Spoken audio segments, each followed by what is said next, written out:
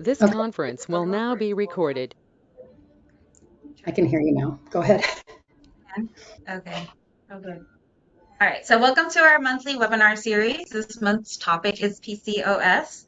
Our first speaker today is Miss Megan Miller. She's the owner and founder of FitLogic Functional Medicine, and nurse practitioner and hormone expert. Megan has extensive postgraduate training in preventative and functional medicine and is certified in an advanced bioidentical hormone replacement therapy. Um, Mind, Body, and Medicine and Anti-Aging Medicine. Megan has personal experience with PCOS and running into um, roadblocks with allopathic medical professionals. Our second speaker is Cecily Eckhart, functional nutritionist with expertise in gut health and autoimmunity. Traditional medicine did not work for her either, so she sought out education on her own and found a way to heal her own chronic disease without pharmaceutical drugs and making diet and lifestyle changes. She will discuss the role and diet and stress with PCOS. We will take questions after 10 minutes. However, if you have questions during the presentation, you can type them in the chat and we will answer them at the end. All right, let's get started.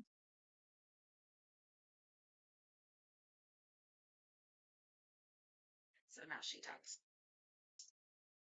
Thank you, Marlisa. Marlisa is our newest addition. She's our patient care coordinator. All right, PCOS affects maybe 8 to 13% of premenopausal women. However, 70% end up being missed, undiagnosed, and therefore untreated. And it doesn't matter if you're postmenopause, it doesn't just go away. So postmenopause, you either had a hysterectomy, partial or full, or your ovaries are on permanent vacation somewhere and they are just not producing hormones anymore. This actually can make things worse. And we will get to that. This is a stereotype of a female with PCOS. They're overweight, too much testosterone, they have ovarian cysts, and it's really only a problem if you're trying to get pregnant. That's totally not true. We're going to get into that. What we're going to talk about today is what PCOS is, how it's diagnosed, signs and symptoms, the serious complications that can come from it, what the standard treatment is, what the real problem is, and treatment that works and why. PCOS is polycystic ovarian syndrome, which is really a pretty crappy name. It needs a new name because you don't really need to have cysts. And as you'll see, so much more that goes into this syndrome. It's a cluster of symptoms, which means it's a syndrome. And there's a lot more that go into it than just cysts on your ovaries. They may be present, but are not necessary. And genetic traits play a role, but they're certainly not the sole cause. How is it diagnosed? Well, it's diagnosed with signs, symptoms, lab tests, but oftentimes it is completely missed or dismissed.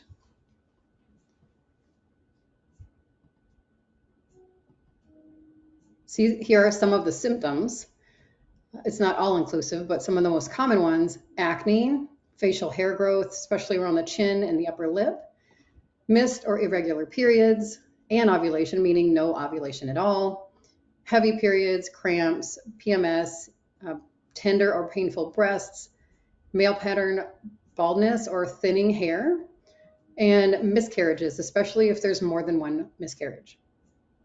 Many women who have PCOS will have irregular periods, and many can also get pregnant. There are also irregular periods or none at all, and they cannot get pregnant. If you don't ovulate and release an egg, you're going to have problems, and we're going to talk about that. Again, cysts are not always present. This is actually less common than all the other things. And many women are not overweight. In fact, it's about 50% who are and 50% who are not. And that's one of the biggest reasons why PCOS gets missed in women, especially women with a quote unquote normal BMI.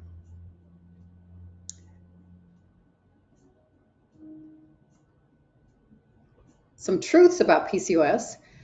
Some women are thin. Some women are overweight. They come in all sizes. Some have regular periods, some do not. Some have no problem getting pregnant, and some have trouble. And regarding the regular periods, that means sometimes women can have a period every few months, every month, and then sometimes, it can go 6-7 months without a period. That was me back in the day, and I thought it was great, but now I know it is not. So enlarged ovaries and cysts are a sign, definitely not the cause.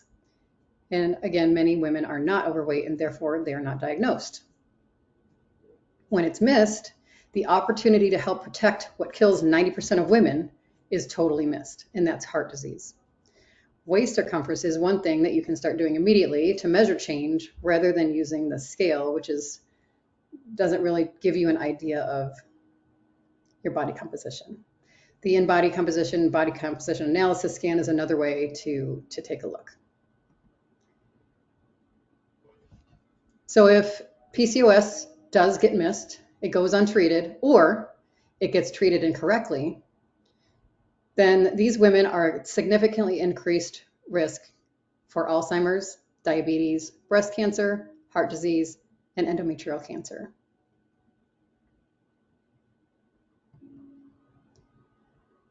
So some indications on the lab results. One of the biggest ones is the LH and FSH, which I'm going to get into a little bit more on the next slide. Also elevated DH, which we'll talk a little bit more about. DHEA in itself is really very important. It's more of a concern when it's low than when it's high.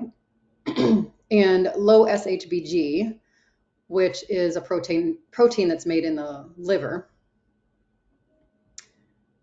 that will actually drop because, well, we'll get into that in a minute. And then we have high free testosterone and normal total testosterone, and high triglycerides and low HDL.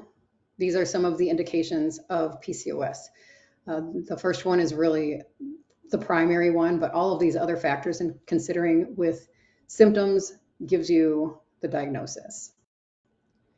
So normally, FSH, this is follicle stimulating hormone, and the ratio from FSH to LH is normally 2:1. So the FSH will be higher, the LH will be lower. This is luteinizing hormone, the second one.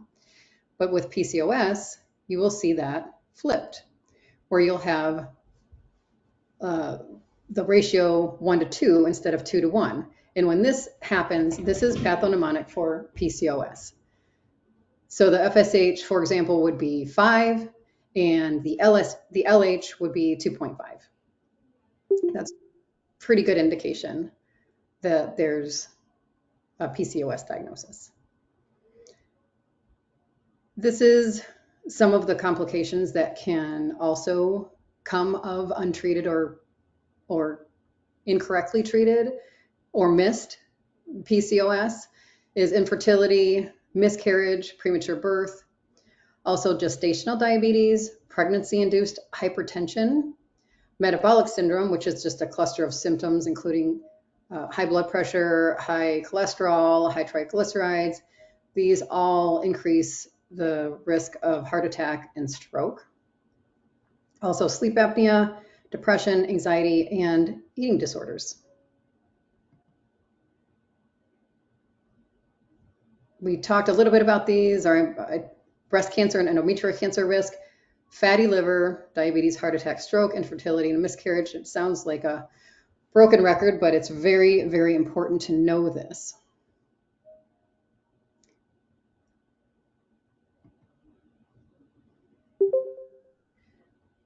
But the standard treatment is, oh, well, let's just give you a birth control pill. So birth control pills, birth control pills, birth control pills, this is what is handed out.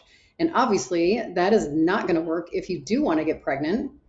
They are used mainly to treat acne. So when you give a birth control pill, it will suppress that FSH and LH, which is a signal from your brain to produce hormones.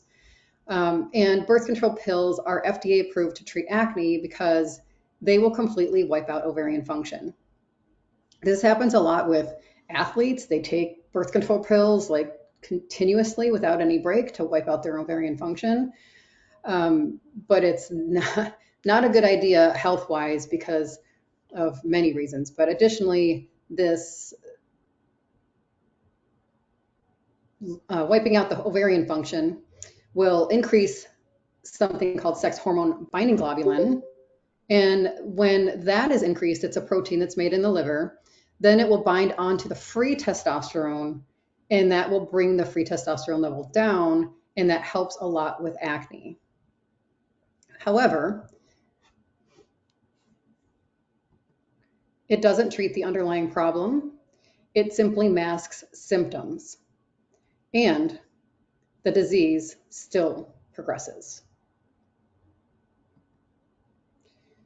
Total testosterone level may still be high, even with birth control pills, but this is due to DHEA being higher.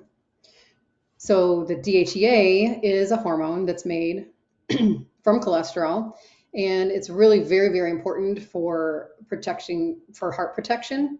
So it's good to have high DHEA, but the thing is that DHEA can and does convert into testosterone, but it converts into the total testosterone. So the testosterone is made in the ovaries, but when your ovaries are shut down, then the testosterone is not coming from the ovaries. It's actually coming from the adrenal glands. And why is that being so overproduced? Because many women, and most women with PCOS, also have something called adrenal hyperplasia, where they have enlarged adrenal glands and they make excessive adrenal hormones like cortisol, DHEA. Another one is aldosterone, which can lead to high blood pressure. When DHEA is elevated, of course, it's going to convert into testosterone and it will raise it. It may also raise the free testosterone, but the birth control pills raise the SHBG, which binds onto free testosterone and lowers it. And total testosterone is not an active form of testosterone. And that's how they help with acne, but again, not treating the disease process. The problem is definitely not too much testosterone.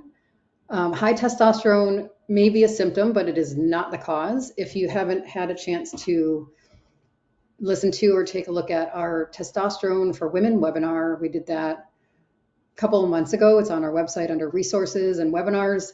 That will give you a lot more insight into testosterone for women and levels, which don't even matter. But the point of this slide is that the testosterone itself is not the problem. So SHBG, we talked about that a few slides ago. That is sex hormone binding globulin. That's that protein that's made in the liver. And the lower the SHBG, the higher the free testosterone, and also the higher the insulin. So when you have high SHBG, then that will lower the free testosterone. So it's really about SHBG. It's not about the testosterone, even though people interpret that it is and interpret that it is harmful. It is not. It's very, very protective, actually. So the disease process of PCOS causes an increase of insulin. The insulin then blocks SHBG in the liver, making the free testosterone elevated, which then can cause acne and even the facial hair growth. So it, again, is not the testosterone problem. It's really looks like it's probably insulin. Testosterone is an innocent bystander in this problem. So we like to use logic, however, that oftentimes is not used, as we know. Every single study shows that low SHBG is what is harmful and increases the risk of chronic disease. The higher the SHBG, the better. And the reason for that is because the lower your SHBG, the higher your insulin, the more metabolic disease present. So raising it is what helps. Here's also the real problem. It's insulin resistance. That's really one of the biggest things it comes down to. It's not the only thing, but it's one of the main players here. A poor diet, lack of exercise just exacerbates it.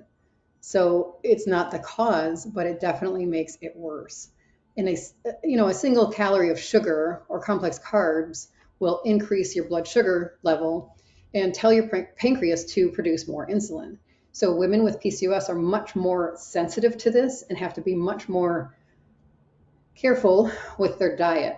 However, a calorie of olive oil, for example, is not going to do the same thing. It's not going to raise the blood sugar and insulin level. Insulin is a hormone. It sends messages to the cells to take sugar from the blood and use it for energy. When this message is constantly being sent, then your cells they stop listening. They're like, you're talking too much. I don't want to hear you anymore. And they just become resistant. And so when your cells are not listening to the message from insulin to let the sugar into the cell, that's where you get insulin resistance. And your cells are resistant, meaning they're not listening. And then the insulin starts to yell louder and louder, and the cells are still not listening. So then when the cell isn't listening to the message from insulin, then it's not getting the sugar into it, so it actually starts to starve. And then that's where you get a lot of the cravings for sugar and for carbs, is because your cells are not, your blood sugar, your sugar is hanging out in your blood instead of getting into the cells where it needs to go. And it's totally ignoring insulin. So we need to make the cell listen and hear it and improve the insulin sensitivity so that it's not so resistant anymore, and then bring the sugar from your blood into the cells so it's not hanging out there causing damage.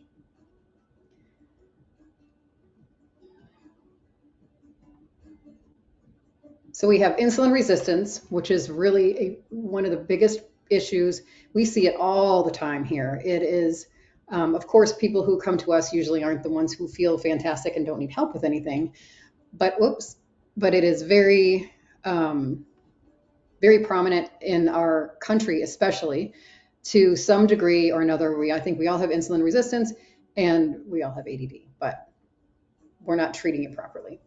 So inflammation also happens, of course, when you have the resistant insulin, because of course, if the more insulin you produce, insulin is an anabolic hormone, so it grows things, like bellies, and we don't really want that.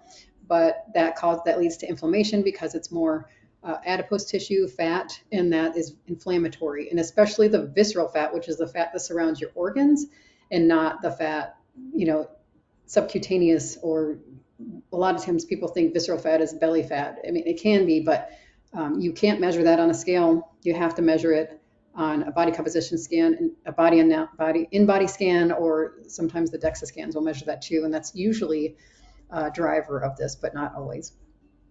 And a lot of time, it is a problem with not enough progesterone. So with enlarged ovaries, there may be more estrogen being produced, but not enough progesterone. And also there's some pretty significant links with low thyroid function and PCOS. So you don't have a synthetic chemical or a birth control deficiency. That's not the problem. That's not getting to help prevent you from getting Alzheimer's and dementia and endometrial cancer and breast cancer. That's not going to help you. Getting on birth control pills are actually only going to worsen that.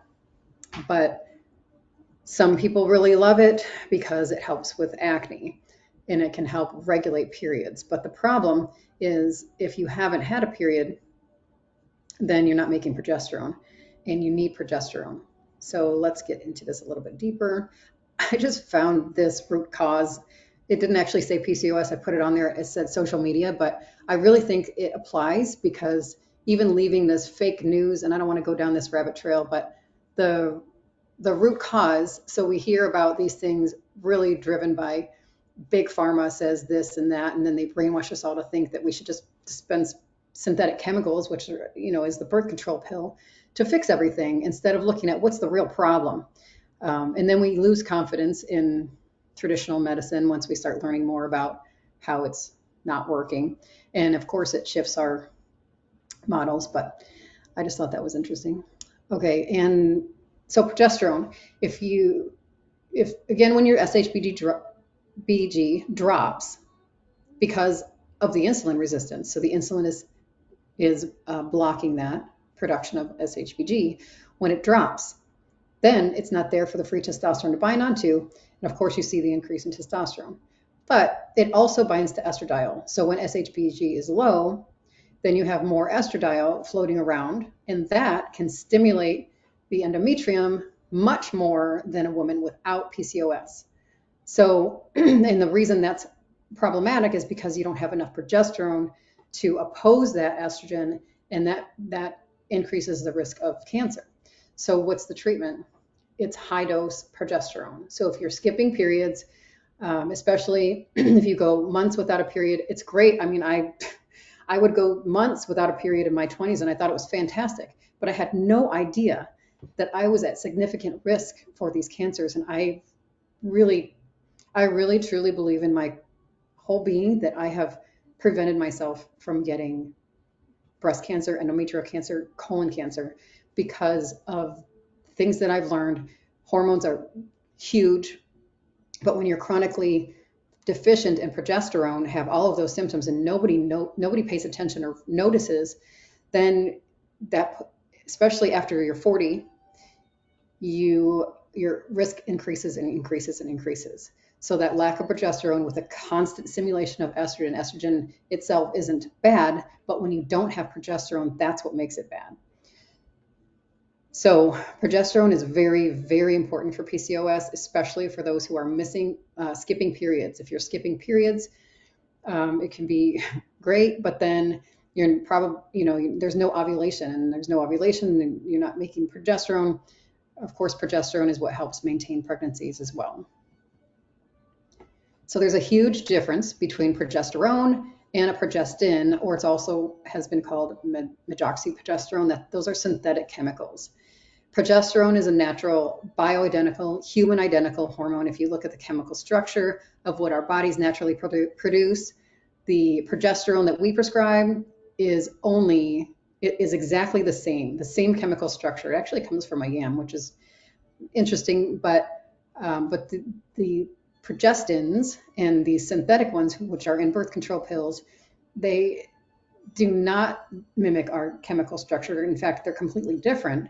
They send incomplete messages to cells. They increase risk for heart attack and stroke. There's nothing good about them. But the human identical, bioidentical, natural progesterone can also decrease headaches, migraines, and bloating. It protects against uterine, ovarian, endometrial, and breast cancer. Whereas the progestins, the synthetic chemicals, increase the risk of everything. And there is not a single study that shows any harm with natural bioidentical compounded progesterone. Every single one shows benefit. And there's only one side effect, and it just makes you sleepy if you take the oral form, which is majority of the time that's what we prescribe because it helps with sleep, it helps with anxiety. So you take it at night. Other than that, there's no reason not to take it. And there is a huge, huge difference, significant difference between the two. And that's where a lot of confusion comes in, and I think a lot of people end up thinking that they're the same things, and they are really, really not. It's a pickle and a hot fudge sundae, and they are completely different things, but they still get called the same, and people still get afraid that they have risks.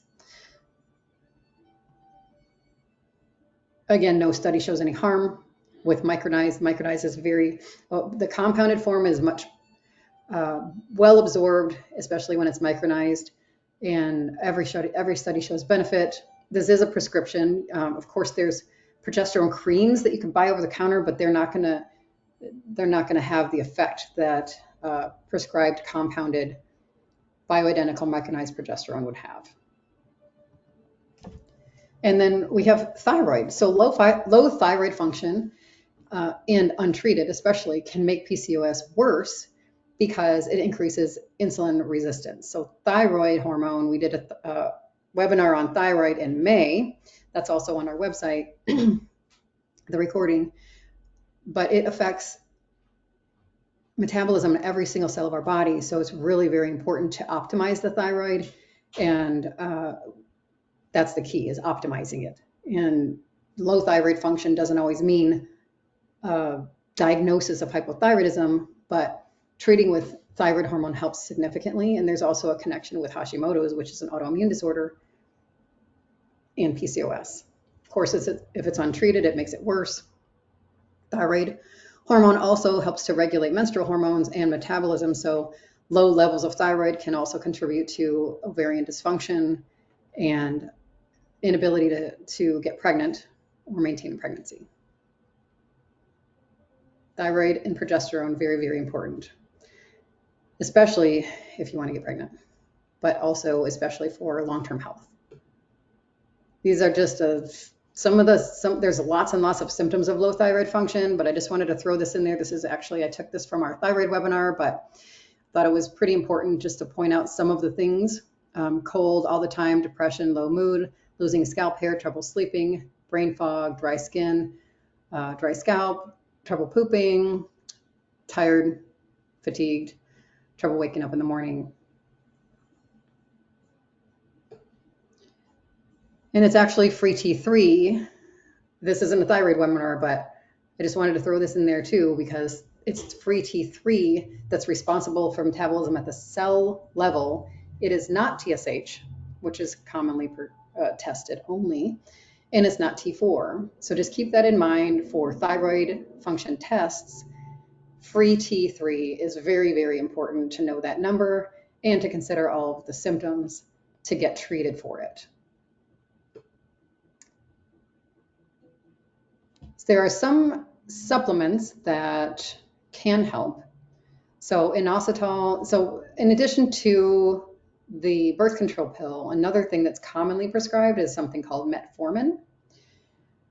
So the prescribers obviously know that there's an insulin resistance problem or pre-diabetes, because that's what's commonly prescribed for that.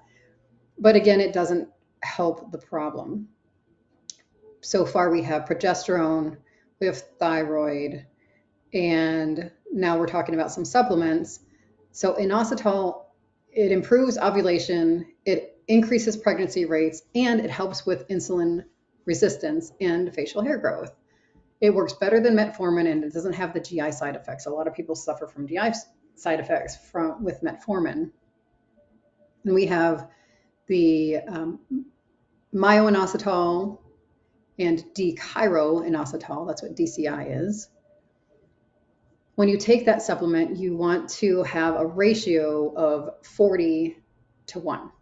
So for example, you'd have 4,000 milligrams of myo-inositol and 100 milligrams of D-chiro-inositol. And you really want to take at least minimally 2 grams of this combination every day. Cecily and I are working on not a protocol, but a PCOS plan with our recommended supplements that we'll send out to you after this, if you're interested in buying any of them or just seeing, what they look like. Another one is magnesium glycinate. Of course, there's many different forms of magnesium. Magnesium glycinate is very well absorbed, but if you are having trouble pooping, then you might need an additional form of magnesium or a totally different one altogether. But this one is generally, for most people, works really well. Minimally of 320 milligrams daily. A lot of times the capsules come in 120 or 125 milligrams each. So 3 of those, and you can take that at night if you're having trouble sleeping, or it's also very calming. So if you prefer to take it during the day, you can do that, or split it up 2 and 2 or 1 and 2 or whatever works for you. There's no dangerous side effects to magnesium. If you take way too much, you might have diarrhea, but that's very, very rare with this particular form. And, I misspelled depletes, but birth control pills deplete you of magnesium as well. And magnesium has about 300 functions in your body. It's really very, very important. And it helps with cramps as well because it's calming, it's relaxing. Berberine. Berberine improves ovulation by 25%. There was a study that showed that it improved ovulation by 25% in 4 months.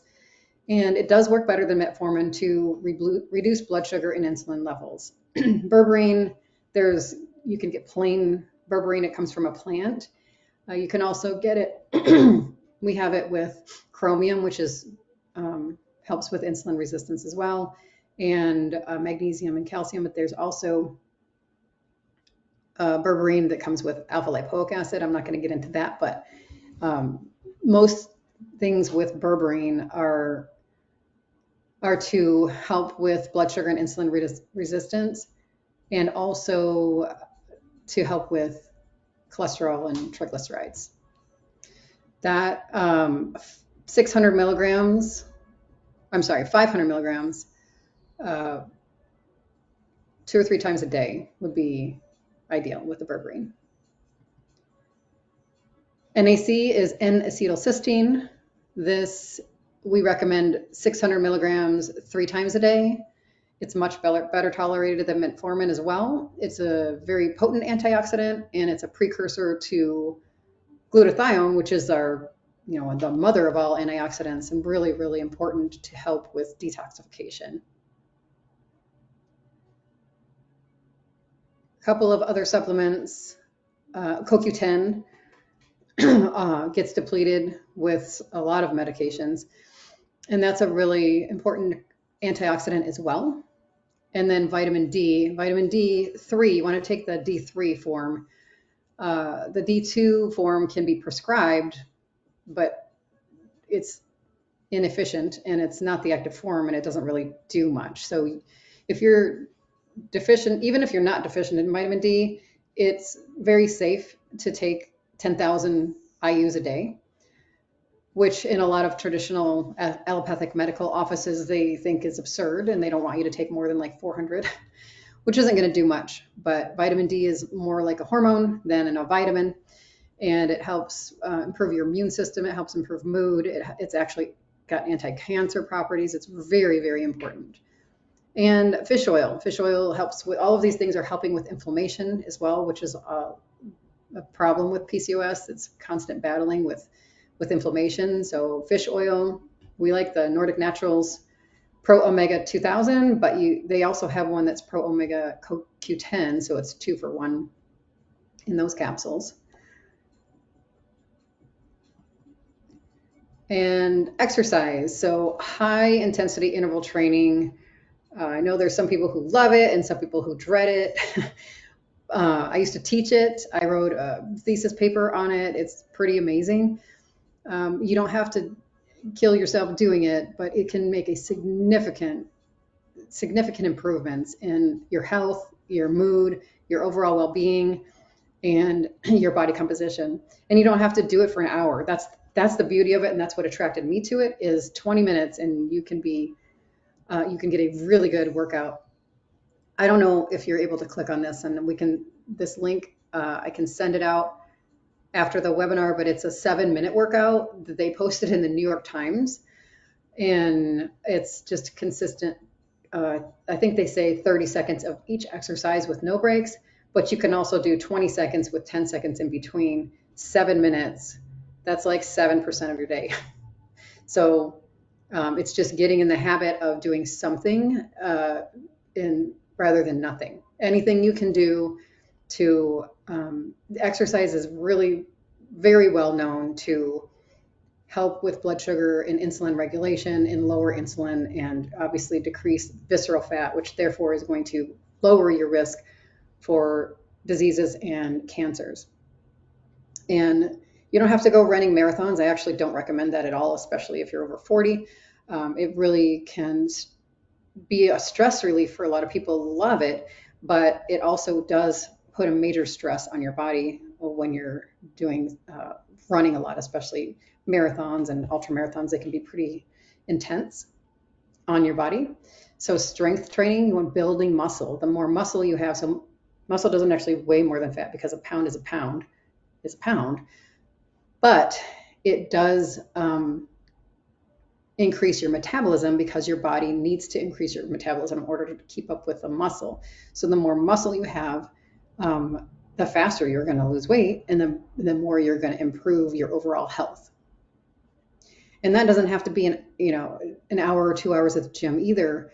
Just start with anything. You can even do body weight exercises, desk push-ups, squats. There's lots of different things that you can do instead of not doing that. So what's your excuse? This is a very brief summary of all of the things that I talked about.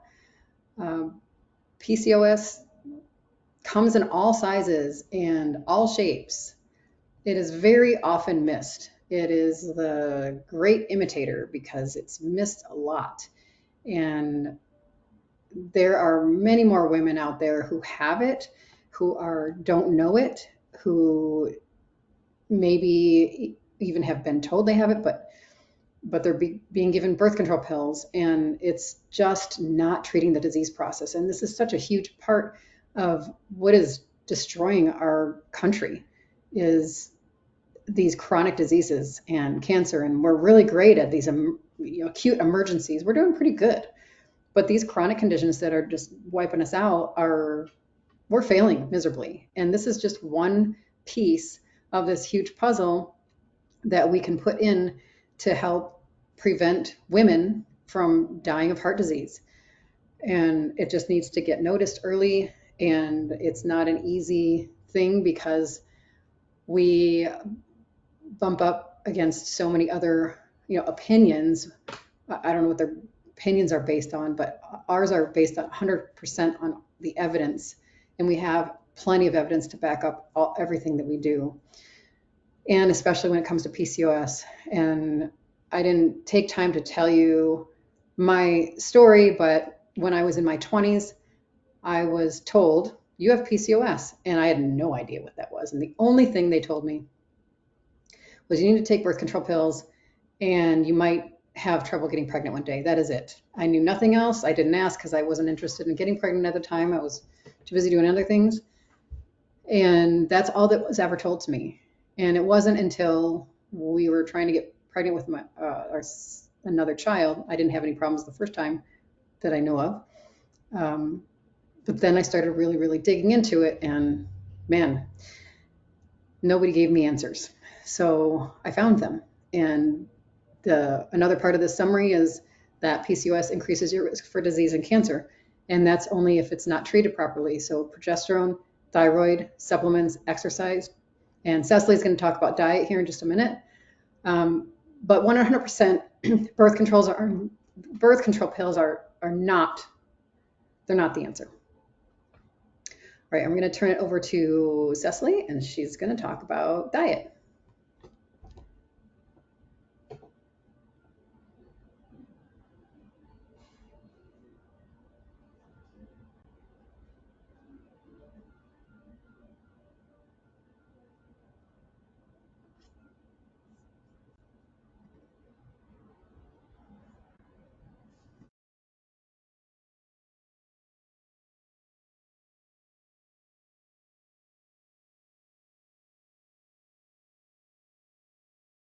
All right, let me try that again. I had myself on mute. So I was starting off by just saying that I have a very similar story to Megan's, and that's that in my early 20s, I had an ovarian cyst rupture, and it was extraordinarily painful. Went to the emergency room and was told, oh, well, you need to be on the birth control pill. So I blindly took it, just trusting. And I ended up having a really difficult time getting pregnant, and they didn't tell me that that was a potential issue down the line. So just reiterating that it's, the birth control pill is something that they use as a Band-Aid, as opposed to really investigating what are the underlying issues. Megan's just pointed out many of the underlying contributing factors to why we end up with a diagnosis of PCOS. So basically, anything we put into our bodies and this is kind of an extreme perspective, but I like to go extreme. So anything we put into our bodies that are synthetic, including birth control pills, our bodies don't know how to metabolize. I'm just going to pause for a second and just let you know, when we say metabolize, that means, there are processes in our body that take something from one form and convert it to another form and then to another form, depending on how it's needed or if it's needed to be eliminated. And when we have synthetics, we don't produce the enzymes that are needed to break down synthetics or to metabolize synthetics so that we can use them properly. And then also, a lot of metabolism happens within our microbiome. So I just wanted to touch on the fact that birth control pills is the number one answer for PCOS, but they do have a negative effect on our hormone production, not just producing hormones, because there are some classifications of bacteria that are in the microbiome. So, if you notice the image there, think of the microbiome as a vast ecosystem. It's home to trillions of organisms that can both help and hinder our health and wellness, depending on its inhabitants. We want balance in the microbiome, and we want a lot of diversity. And so within those populations, there are populations that actually produce and secrete hormones such as progesterone derivatives. So it's like the building blocks. We want a healthy microbiome. There are other classifications of bacteria that metabolize steroid hormones like progesterone and estrogen. And then there's this communication that happens between all of those trillions of organisms that are in the gut and the brain. And a lot of these functions, hormone function, happen, in the brain as well. And so we want really healthy, diverse, balanced microbiome. We want really effective two-way communication between the gut and the brain. And birth control pills actually inhibit those processes, all of them.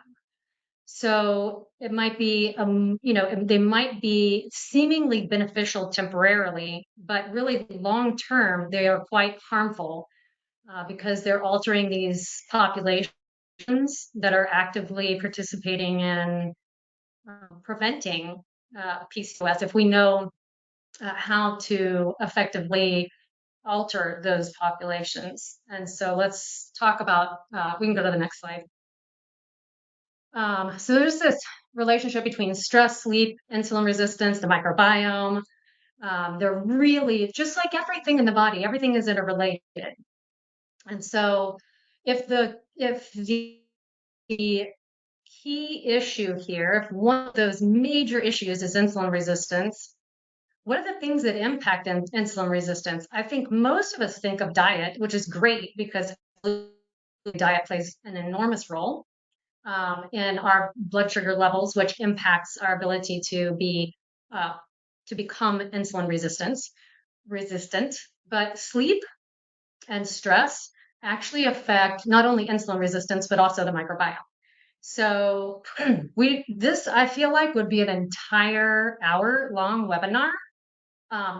So I'm going to just try to keep it very simple, but chronic stress actually, and this is including overtraining too, like Megan was talking about with these ultra marathon runners, they're not stressful for everyone. Every single one of us is very different and individual, so that might work really well for lots of people, and then for other people, body movement is going to look a lot different. So chronic stress actually has a negative impact on the balance of those gut bacteria, and it results in what we call dysbiosis, which really is just imbalance. And this can lead to an increase in more aggressive types of bacteria, and they kind of snuff out these populations that could actually be those populations that we really want on our side, helping to produce, metabolize estrogen and progesterone. So there's lots of different ways that we can work on our stress response. I love deep breathing. It's free. It takes about 4 minutes a couple of times a day. Be sure to expand your diaphragm, getting in lots and lots of oxygen, and that can really help our stress response. We can't change all the circumstances in our lives, but we can help to release some of those things. So sleep. So if you don't get good sleep, you're going to be stressed. You're somebody that, thinks they thrive off of not getting a lot of sleep, you might not feel the stress. Your body is going to feel the stress regardless. So a single night of sleeplessness can actually influence your insulin levels. And if you think about that, think about chronic sleep issues and how that can truly impact your insulin issues and, be at least one of the issues that leads to the development of diabetes down the road. It's crazy to think that sleep and stress could be so connected to insulin, but they absolutely are. And as I said, they're also connected to the microbiome. We actually have, they've done studies where the bacteria in the microbiome depend on a very good, healthy circadian rhythm. And they've done studies on people that work the night shift versus the day shift. And it definitely, our ability to get good sleep, good quality sleep at the right times, not just for us, but also for those trillions of bacteria is important. And then sleep in the gut microbiome. That's what I just talked about. So I won't reiterate that because I know that we want to save time for questions. But so nutrition for PCOS. So this is really rather simple. So really, this is nutrition for insulin resistance, but I like to think this is actually nutrition for just really good health, whether you're trying to prevent the onset of anything or you're trying to reverse anything, including insulin resistance. And I know that this is kind of over talked about, but it's worth taking a pause. So focus on consuming lots and lots of different types of fruits and vegetables. Do not have fruit fear. One of the beautiful things about nature is that nature created something sweet with lots of fiber. Fiber is a buffer for sugar. And so if you've had this idea in your head that fruit is bad for you, which of course, out in that world of fake news that Megan was talking about is one of those things that we tend to sometimes worry about. Eat your fruits. There's tons of polyphenols and antioxidants in those fruits that we can't find in other things. And so don't be afraid of fruits. So lots and lots of different types of fruits and vegetables. The microbiome, inside the microbiome, those bacteria we want to thrive, they do not feed off of meat. They do not feed off of bread or tortillas or chips. They feed off of fruits and vegetables, so plant fibers. So you want a lot of different types of fruits and vegetables on your plate throughout the day. Focus on healthy fats, high fiber, high quality meats and fish. And then on the flip side, I don't always like to focus so much on reduce or eliminate because I feel like if you stick to the side on the left here, then you're not going to feel like you're living in lack because there's an abundance of things in these choices. But if we flip to the other side, it's reducing and eliminating highly processed foods, lots of sugar and absolutely artificial sugars and refined carbs. Those are the things that are going to drive insulin resistance. They're going to drive weight. They're going to drive dysfunction in the microbiome, and then our health will suffer as a result. So there's not a specific diet that I would tell you to follow for PCOS. It's these general guidelines that are really just healthy guidelines that, all of us should be partaking in. Hopefully I left enough time for questions. I felt like that was a whirlwind, but. I just wanted to add a couple of things. The sleep, Cecily, a lot of times women, the first hormone to go is progesterone, and progesterone is like a magic. If you're not sleeping, you don't have an ambien deficiency, but progesterone can be quite amazing for sleep if you're not getting good deep sleep. And magnesium, not for men though, it's actually inflammatory for men, but wonderful for women. And magnesium can help significantly as well. And just one more thing I wanted to add on the healthy fats part. oils are really very important. So avocado oil and olive oil, but not the crappy oils like soybean oil, the seed oils, cottonseed and soybean oil. Those are not good, but avocado oil, olive oil, coconut oil, there is not a thing wrong with those at all. Like they're actually anti-inflammatory. So I just wanted to Yeah.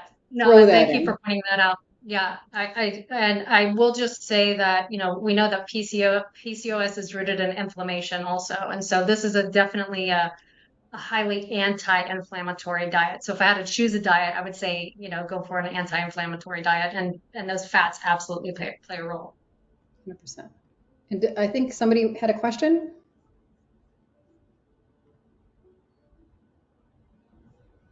I thought I heard somebody. No?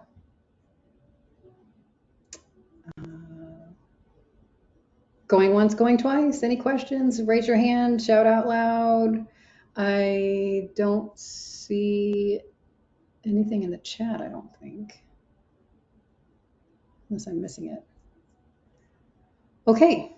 Well, I forgot to put the slide on there that shows how to contact us, but FitLogic Functional Medicine, we are in Buda, Texas. The website is fitlogicfunctionalmedicine.com, myfitlogic.com, and the phone number 512-580-4399. You can call or text.